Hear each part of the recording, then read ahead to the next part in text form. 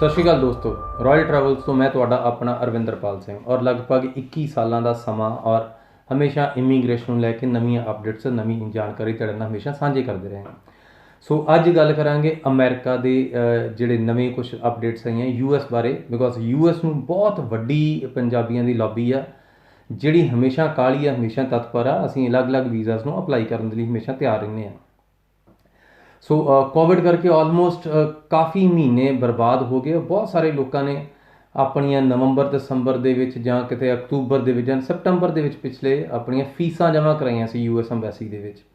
और because as per law जिहड़ी fees तुसीं MRP फीस रिसिप्ट $160 की गल कर रहा मैं।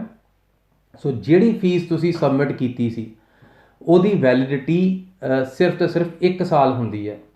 सो इस टाइम US अंबैसी ने राहत दिंदे हुए ਉਹਦੀ वैलिडिटी के उपर नवी अपडेट दी है।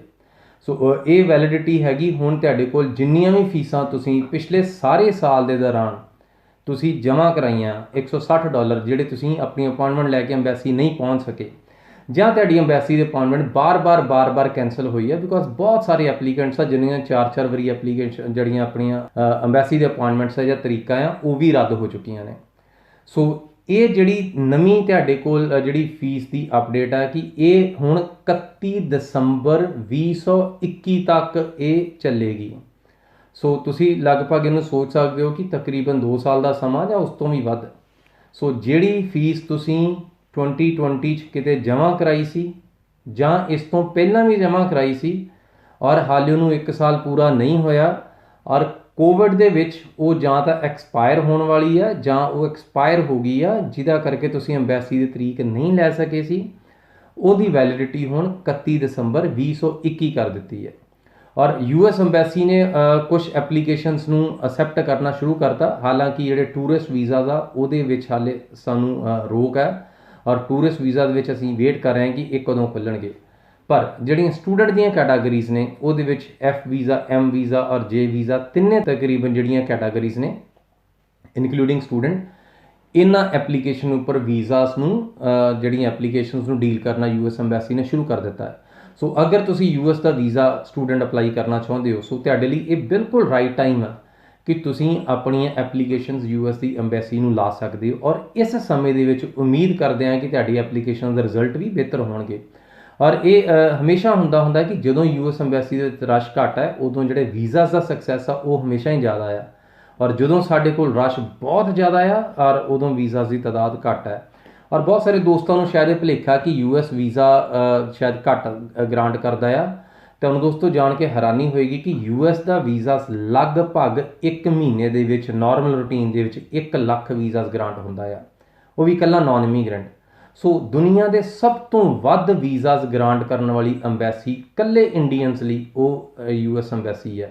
असीं 2018 दे विच 10 ਲੱਖ वीज़ास ਜਾਂ 1 मिलियन वीज़ास का जिहड़ा बेंचमार्क आ वो क्रॉस किया है और उदों ही साडे जिहड़े वीज़ास की 28% दे विच तकरीबन इनक्रीज़ हुई सी।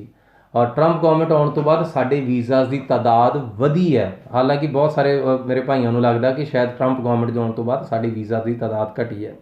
सो ये नाल ही गल करते हैं कुछ होर सैक्शनस की। अगर जिहड़े इमीग्रेंट केसेस है जिहड़ी US अंबैसी दे विच ऑलरेडी फाइल होए पे सी वो भी उन्होंने प्रोसैस करने शुरू कर दिते हैं। और वो जिहड़े US सिटीजनस आ उन्हां दी फैमिलीज़ के केस आ जिहड़े उन्होंने प्रोसैस करना शुरू कर दिता है। वो अगर तुहाडे कोल इमीग्रेशन का केस कोई फाइल होया सीगा, तुहाडी फैमिली का कोई मैंबर बाहर है तो तुसीं अपनियां एप्लीकेशनस नूं दोबारा चालू कर सकते हो।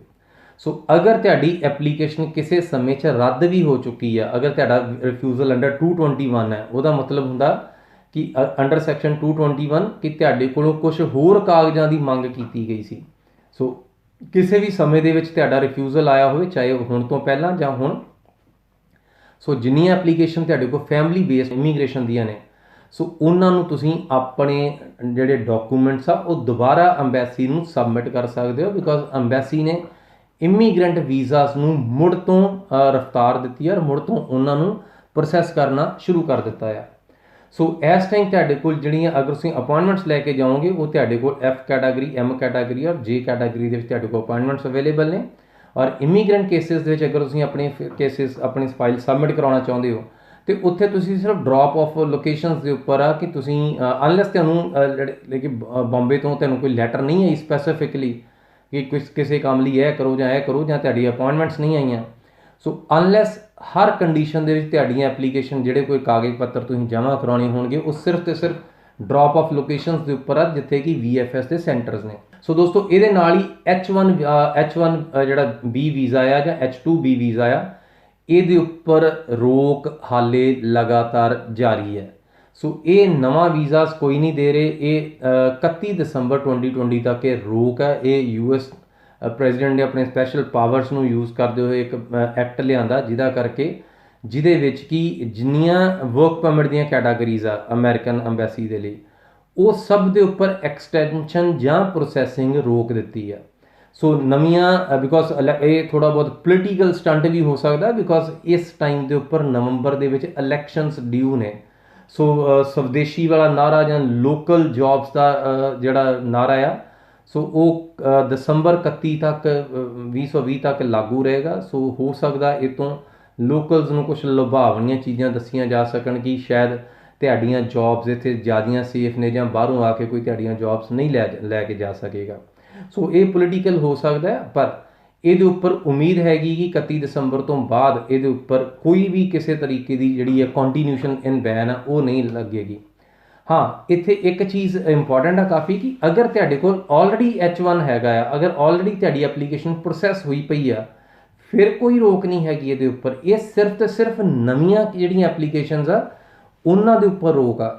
ਸੋ ਦੋਸਤੋ, ਦੁਨੀਆ ਦੇ ਸਭ ਤੋਂ ਵੱਧ ਵੀਜ਼ਾ ਗ੍ਰਾਂਟ ਕਰਨ ਵਾਲਾ ਮੁਲਕ ਅਮਰੀਕਾ ਆ, ਔਰ ਅਮਰੀਕਾ ਕਿਸੇ ਦੇ ਪਿਓ ਦੀ ਜ਼ਮੀਨ ਨਹੀਂ ਆ। ਅਮਰੀਕਾ 100% ਲੋਕ ਮਾਈਗ੍ਰੈਂਟਸ ਨੇ, 100% ਲੋਕ ਬਾਹਰੋਂ ਆ ਕੇ ਵਸੇ ਨੇ। ਸੋ ਅਮਰੀਕਾ ਤੁਹਾਡਾ ਆਪਣਾ ਮੁਲਕ ਆ, ਅਮਰੀਕਾ ਸਾਰੀ ਦੁਨੀਆ ਦਾ ਮੁਲਕ ਹੈ। ਸੋ ਅਗਰ ਤੁਸੀਂ ਅਮਰੀਕਾ 'ਚ ਜਾਣਾ ਚਾਹੁੰਦੇ ਹੋ ਤਾਂ ਇਹਦੇ ਲਈ ਅਸੀਂ ਤੁਹਾਨੂੰ ਸਪੈਸ਼ਲ ਅਸੀਂ ਕਲਾਸਿਸ ਦਿੰਦੇ ਹਾਂ, ਔਰ ਅਸੀਂ ਜ਼ਿੰਮੇਵਾਰੀ ਲੈਂਦੇ ਹਾਂ, ਗਰੰਟੀ ਕਰਦੇ ਹਾਂ ਕਿ ਅਗਰ ਤੁਸੀਂ ਸਟੂਡੈਂਟ ਵੀਜ਼ਾ ਜਾਂ ਟੂਰਿਸਟ ਵੀਜ਼ਾ ਫਾਈਲ ਕਰੋਗੇ, ਟੂਰਿਸਟ ਵੀਜ਼ਾ ਫਿਲਹਾਲ ਬੰਦ ਨੇ, ਸੋ ਅਗਰ ਸਟੂਡੈਂਟ ਵੀਜ਼ਾ ਹੁਣ ਫਾਈਲ ਕਰੋਗੇ, ਹਰ ਇੱਕ ਸਵਾਲ ਤੇ ਹਰ ਇੱਕ ਜਵਾਬ ਸਾਡੀ ਜ਼ਿੰਮੇਵਾਰੀ ਹੈ। ਇੱਕ ਅੱਖਰ ਵੀ ਤੁਹਾਨੂੰ ਪ੍ਰੈਪਰੇਸ਼ਨ ਤੋਂ ਬਾਹਰੋਂ ਨਹੀਂ ਆਉਂਦਾ, ਔਰ ਤੁਸੀਂ ਵੇਖੋਗੇ ਕਿ ਇਹਦੇ ਵਿੱਚ ਸਿਰਫ ਤੇ ਸਿਰਫ ਇੱਕ ਚੀਜ਼ ਆ ਤੁਹਾਡੇ ਕੋਲੋਂ ਜਿਹੜੀ ਰਿਕੁਆਇਰਡ ਆ, ਉਹ ਹੈਗੀ ਕਿ ਤੁਸੀਂ ਇੰਗਲਿਸ਼ ਬੋਲ ਸਕਦੇ ਹੋਵੋ। ਅਗਰ ਤੁਸੀਂ ਅੰਗਰੇਜ਼ੀ ਬੋਲ ਸਕਦੇ ਹੋ ਤਾਂ ਇਹ ਵੀਜ਼ਾ ਲੈਣਾ ਸਾਡੀ ਜ਼ਿੰਮੇਵਾਰੀ ਹੈ। ਸੋ ਅਗਰ ਤੁਹਾਡੀ ਜਿਹੜੀ ਐਜੂਕੇਸ਼ਨ ਦੇ ਵਿੱਚ ਉਹ 8-10 ਸਾਲ ਤੱਕ ਦਾ ਗੈਪ ਵੀ ਹੈਗਾ ਤਾਂ ਵੀ ਸਾਨੂੰ ਇਹ ਮਨਜ਼ੂਰ ਹੈ। ਔਰ ਅਗਰ ਤੁਸੀਂ ਆਪਣੇ ਸਪਾਊਸ ਨੂੰ ਨਾਲ ਲੈ ਕੇ US ਜਾਣਾ ਚਾਹੁੰਦੇ ਹੋ, ਇਹ ਤਾਂ ਵੀ ਐਡ ਔਨ, ਇਹਦੇ 'ਚ ਕੋਈ ਐਡੀਸ਼ਨ ਦਾ ਕੋਈ ਮਸਲਾ ਨਹੀਂ ਹੈਗਾ। ਸੋ ਅਗਰ ਤੁਸੀਂ US ਪੜ੍ਹਨ ਜਾਣਾ ਚਾਹੁੰਦੇ ਹੋ, ਦੁਨੀਆ ਦੀਆਂ ਸਭ ਤੋਂ ਵੱਧ ਯੂਨੀਵਰਸਿਟੀਜ਼ ਅਮਰੀਕਾ ਦੇ ਵਿੱਚ ਨੇ, ਔਰ ਅਮਰੀਕਾ ਦੀ ਵਕਾਲਤ ਤੁਸੀਂ ਸਟੂਡੈਂਟ ਵੀਜ਼ਾ ਜਿੰਨੀ ਮਰਜ਼ੀ ਕਰ ਲਓ, ਬਿਕੋਜ਼ ਦੁਨੀਆ ਦਾ ਸਭ ਤੋਂ ਪਹਿਲਾ ਮੁਲਕ ਆ ਜਿਹਨੇ ਸਟੂਡੈਂਟਸ ਨੂੰ ਵੀਜ਼ਾ ਦੇਣਾ ਚਾਲੂ ਕੀਤਾ ਹੈ। ਸੋ ਟੋਫਲ ਬਹੁਤ ਪੁਰਾਣੇ ਜ਼ਮਾਨੇ ਦਾ ਟੈਸਟ ਆ, ਔਰ ਆਈਲੈਟਸ ਕੁਛ ਸਾਲ ਪਹਿਲਾਂ ਦਾ ਹੈ। ਹੁਣ ਤਾਂ ਖੈਰ ਬਹੁਤ ਸਾਰੇ PTE, ਡੂਓਲਿੰਗੋ, ਹਜ਼ਾਰਾਂ ਤਰ੍ਹਾਂ ਦੇ ਟੈਸਟ ਆ ਗਏ ਆ। ਸੋ ਇਕਲੌਤਾ ਟੈਸਟ ਜਿਹੜਾ ਇੰਗਲਿਸ਼ ਦਾ ਮਾਪਦੰਡ ਰੱਖਿਆ ਗਿਆ ਸੀ US ਯੂਨੀਵਰਸਿਟੀਜ਼ ਦੁਆਰਾ ਰੱਖਿਆ ਗਿਆ ਸੀ, ਔਰ ਇਹਦੇ ਨਾਲ ਹੀ GRE, GMAT, SAT, ਟੋਫਲ ਦੇ ਨਾਲ ਹੀ ਇਹ ਕਈ ਟੈਸਟ ਸੀਗੇ ਜਿਹੜੇ ਕਿ ਤੁਹਾਨੂੰ US ਵੀਜ਼ਾ ਲਈ ਚਾਹੀਦੇ ਹੁੰਦੇ ਸੀ। ਔਰ US ਦਾ ਐਪਲੀਕੇਸ਼ਨ ਪ੍ਰੋਸੈਸ ਕਿਸੇ ਜ਼ਮਾਨੇ 'ਚ 1 ਸਾਲ ਤੱਕ ਦਾ ਹੁੰਦਾ ਸੀ, ਪਰ ਹੁਣ ਇਹ ਕੁਛ ਦਿਨਾਂ ਦੀ ਖੇਡ ਹੈ।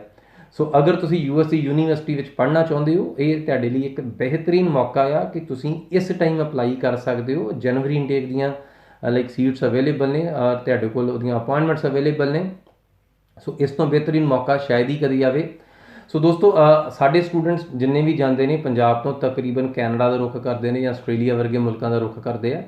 ਪਰ ਅਗਰ ਤੁਸੀਂ ਵੇਖੋਗੇ ਕਿ ਜਿੰਨੇ ਟੌਪ ਬਿਜ਼ਨਸ ਘਰਾਣੇ ਆ, ਜਿੰਨੇ ਟੌਪ ਬਿਊਰੋਕਰੈਟਸ ਨੇ, ਜਿੰਨੇ ਪੋਲੀਟੀਸ਼ੀਅਨਸ ਨੇ, ਜਾਂ ਜਿੰਨੀਆਂ ਸੈਲੀਬ੍ਰਿਟੀਜ਼ ਨੇ, ਇਹਨਾਂ ਦੇ ਬੱਚੇ ਤੁਸੀਂ ਵੇਖੋ ਕਿੱਥੇ ਪੜ੍ਹਨ ਗਏ ਆ।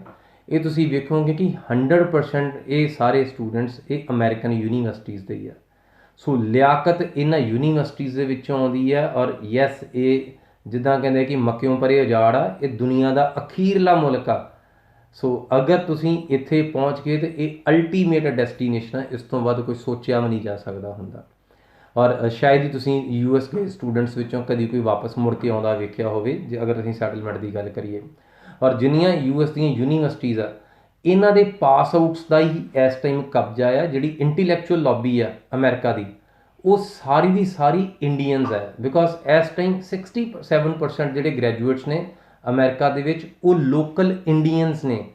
ਯੈਸ, ਸੋ ਸਾਡੇ ਇੰਡੀਅਨਸ ਹੀ ਸਭ ਤੋਂ ਵੱਡੀ ਗ੍ਰੈਜੂਏਸ਼ਨ ਦੀ ਲਾਬੀ ਹੈ ਉੱਥੇ, ਔਰ ਇੰਟੈਲੈਕਚੁਅਲ ਬਾਜ਼ਾਰ ਦੇ ਉੱਪਰ ਵੀ ਆਪਣੇ ਕਬਜ਼ਾ ਆ। ਸੋ ਇਸ ਕਰਕੇ ਆਈਟੀ ਦੀ ਇੰਡਸਟਰੀ ਹੋ ਗਈ, ਚਾਹੇ ਇਹ ਵੱਡੀ ਫੌਜ ਹੋ ਗਈ, CEO ਜਾਂ ਜਿੰਨੀਆਂ ਕੰਪਨੀਆਂ ਦੇ ਟੌਪ ਐਂਡ ਜਿਹੜੀ ਮੈਨੇਜਮੈਂਟ ਆ, ਉਹ ਸਾਰੇ ਦੇ ਸਾਰੇ ਸਾਡੇ ਇੰਡੀਅਨ ਲੋਕ ਨੇ।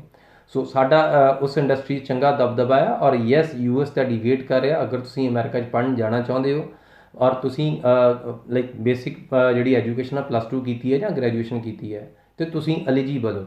ਸੋ ਇੱਕੋ ਇੱਕ ਚੀਜ਼, ਤੁਹਾਡੇ ਕੋਲ ਕੋਈ ਟੈਸਟ ਨਹੀਂ ਚਾਹੀਦਾ, ਕੋਈ ਆਇਲਸ ਨਹੀਂ ਚਾਹੀਦਾ। ਹਾਂ, ਪਰ ਤੁਹਾਡਾ ਜਿਹੜਾ ਲੈਵਲ ਆ ਉਹ 5 5.5 ਬੈਂਡ ਦਾ ਕਮਿਊਨੀਕੇਸ਼ਨ ਦਾ ਜ਼ਰੂਰ ਹੋਵੇ, ਜਿਹਦੇ 'ਚ ਅਸੀਂ ਇਹ ਤੈਅ ਕਰ ਸਕੋ ਕਿ ਤੁਸੀਂ ਇੰਗਲਿਸ਼ ਤੁਹਾਨੂੰ ਬੋਲਣੀ ਆਉਂਦੀ ਹੈ। ਬਾਕੀ ਸਾਰੇ ਦੇ ਸਾਰੇ ਕੰਮ ਸਾਡੇ ਨੇ, ਅਸੀਂ 100% ਤੁਹਾਨੂੰ ਪ੍ਰਪੇਅਰ ਕਰਵਾਵਾਂਗੇ। ਔਰ ਤੁਸੀਂ ਖੁਦ ਵੇਖੋਗੇ ਕਿ ਇਹ ਵੀਜ਼ਾ ਲੈਣਾ ਸਭ ਤੋਂ ਸੌਖੇ ਵੀਜ਼ਿਆਂ ਦੇ ਵਿੱਚੋਂ ਆ। ਸੋ ਦੋਸਤੋ, ਅਗਰ ਤੁਹਾਨੂੰ ਇਹ ਵੀਡੀਓ ਚੰਗੀ ਲੱਗੀ, ਤੁਸੀਂ ਕਾਈਂਡਲੀ ਇਹਨੂੰ ਉਹਨਾਂ ਲੋਕਾਂ ਤੱਕ ਜ਼ਰੂਰ ਪਹੁੰਚਾਓ ਜਿਨ੍ਹਾਂ ਦੇ ਲਈ ਇਹ ਵਾਕਈ ਫਾਇਦੇਮੰਦ ਹੋ ਸਕਦੀ ਹੈ। ਹੋ ਸਕਦਾ ਤੁਹਾਡਾ ਇੱਕ ਸ਼ੇਅਰ ਕੀਤਾ ਕਿਸੇ ਦੀ ਜ਼ਿੰਦਗੀ ਬਦਲ ਦੇਵੇ। ਸੋ ਦੋਸਤੋ, ਹੱਸਦੇ ਵਸਦੇ ਰਹੋ। ਅਗਰ ਮੇਰੇ ਨਾਲ ਗੱਲਬਾਤ ਕਰਨੀ ਹੈ, 92 168 92 168 ਨੰਬਰ ਹੈ ਤੁਹਾਡੀ ਸਕਰੀਨ ਦੇ ਉੱਪਰ। ਇਸ ਨੰਬਰ ਦੇ ਉੱਪਰ ਮੈਨੂੰ ਕਾਲ ਕਰ ਸਕਦੇ ਹੋ। ਆਪਣੇ ਡਾਕੂਮੈਂਟਸ ਪ੍ਰੀ ਅਸੈਸਮੈਂਟ ਲਈ ਇਸੇ ਨੰਬਰ ਦੇ ਉੱਪਰ ਤੁਸੀਂ WhatsApp ਕਰ ਸਕਦੇ ਹੋ। ਔਰ ਮੇਰੇ ਨਾਲ ਗੱਲਬਾਤ ਕਰਨੀ ਤਾਂ ਵੀ ਇਹੀ ਨੰਬਰ ਹੈ। ਔਰ ਜਦੋਂ ਤੁਸੀਂ ਮਿਲਣਾ ਚਾਹੋ ਮੈਨੂੰ ਮਿਲ ਸਕਦੇ ਹੋ ਸੁਲਤਾਨਪੁਰ ਲੋਧੀ ਆਫਿਸ ਵਿੱਚ ਜਾਂ ਜਲੰਧਰ ਆਫਿਸ ਦੇ ਵਿੱਚ। ਸੋ ਜਿਉਂਦੇ ਵਾਸਤੇ ਰਹੋ। ਮਿਲਦੇ ਹਾਂ ਬਹੁਤ ਜਲਦੀ ਇੱਕ ਨਵੀਂ ਵੀਡੀਓ ਵਿੱਚ ਇੱਕ ਨਵੀਂ ਜਾਣਕਾਰੀ ਨਾਲ। ਆਗਿਆ ਦਿਓ। ਸਤਿ ਸ਼੍ਰੀ ਅਕਾਲ।